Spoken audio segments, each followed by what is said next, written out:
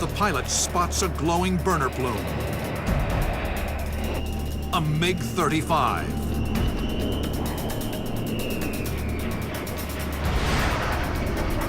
The Lightning pilot slaves his missiles to the HMD.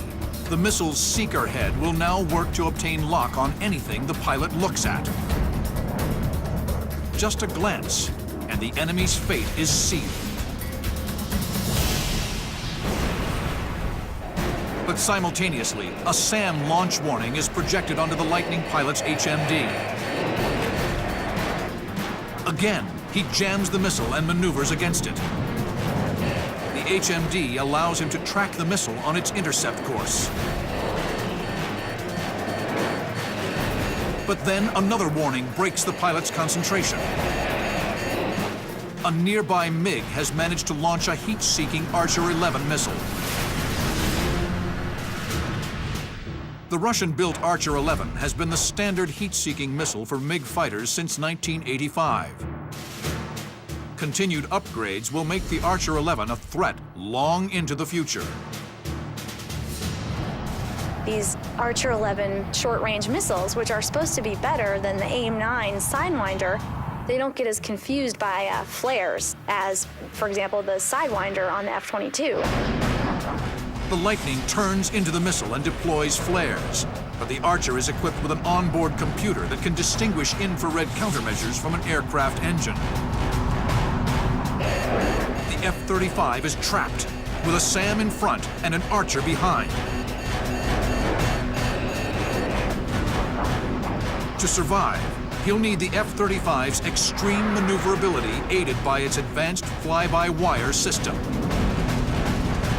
Fly-by-wire was something that was introduced on fourth-generation aircraft. The F-16 was the pioneer of that technology. It was fly-by-wire from the pilot's stick to the computer, and then it went through a conventional hydraulic system out to the flight control surfaces. But the F-35 goes one step further. The computer takes pilot inputs, then relays them to still more processors that control the flight surfaces individually. So it's very, very maneuverable, and it has to be, but very, very benign in situations like landing on a carrier or landing in a STOVL kind of configuration. As the SAM closes in, he rolls, punching chaff and flares. The Archer missile hesitates for a moment, then detonates, blasting shrapnel directly into the SAM's path.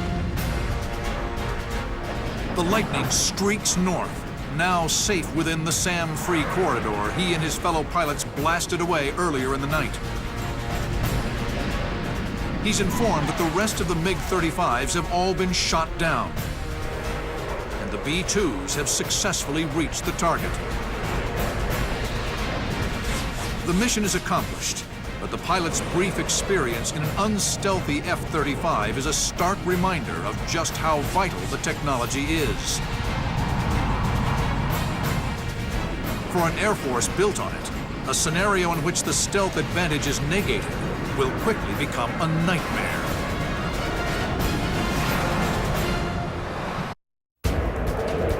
April 8th, 2027. In a hypothetical future combat scenario based on known diagnostics, a formation of 8 French-built Rafales flies a patrol over the Pacific Ocean.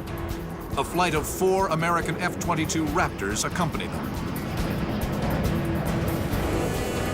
Even 20 years into the future, this remarkable aircraft is expected to remain the dominant air superiority fighter. I would say, based on all of the things I've read and all the things I've heard, we are at least a couple decades away from having to really face a significant or a viable 5th-generation threat. When that technology finally catches up to where the United States is today, guess what? The Raptor is going to evolve. The Raptor 2 decades from now that some kid's going to be flying and I'm going to be sitting at my desk is going to be nothing like the Raptor that's flying right now. It would kick the snot out of the Raptor today. Although most of these upgrades are top secret, one is assured. By 2011, the U.S. military expects to add a helmet-mounted display to the Raptor's arsenal of high technology. At 10:42 a.m. local time, the Raptors detect an ominous signal on long-range radar. A flight of 18 Su-30s, an aircraft not flown by any allied nation. The enemy formation appears on the Raptor pilot's HMD. The Americans monitor their progress, relaying instructions to the unstealthy Rafales. At a range of 25 miles, the Su-30s fire on the Rafales, a salvo of long-range radar-guided missiles. They streak towards their target, covering 1 mile every 2 seconds. The Raptors' rules of engagement prevent them from intervening. They are forced to watch from the sidelines as 2 Rafales are destroyed.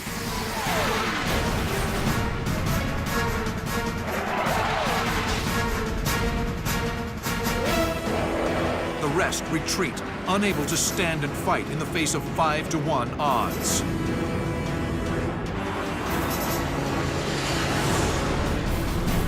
Just then, the Americans are cleared to engage the MiG-35s in a novel way. The lead Raptor data links the coordinates of one of the enemy fighters to a 767 with a circular turret on its nose. The nodule contains a high-energy, solid-state laser capable of vaporizing an enemy aircraft from a range of 90 miles. The aircraft is a platform for whatever weapon you want to put on it. We started off with a gun, we went to some rockets, then we went to guided missiles. And if a beam-type weapon, a directed energy weapon, is the next step, then it's logical to expect that we'll put that on as well. It sounds like science fiction, but defense contractors are already at work on weaponized lasers. The concept dates back to the 1980s and the Reagan administration's Strategic Defense Initiative, nicknamed Star Wars. These lasers were meant to target and destroy Soviet ICBMs. In recent years, this knowledge has been applied to the development of the airborne laser, or ABL. It's just a very large laser that's mounted in a Boeing 747 type aircraft, and it has the system such that it can acquire a target, primarily a missile, but it could be a fighter, and then fire a very powerful laser beam at that target and take it down. The ABL of today are bulky chemical oxygen iodine lasers designed as anti-ballistic missile weapons. Boeing and Northrop Grumman hope the first operational test of this ABL will occur in 2009. If successful, engineers will continue work on the ABL as well as other applications of high-energy weapons. It is hoped these lasers can be mounted on multiple platforms, aircraft, ships, even tanks. Pretty soon, we are going to have those weapons. And eventually, the first time they find out we're using them tactically is when they start disappearing off the screen and we haven't fired a shot as far as being a fighter jet. When such weapons reach the field, air combat will again be revolutionized. All a pilot will need is a coordinate, and with the press of a button, destruction at the speed of light.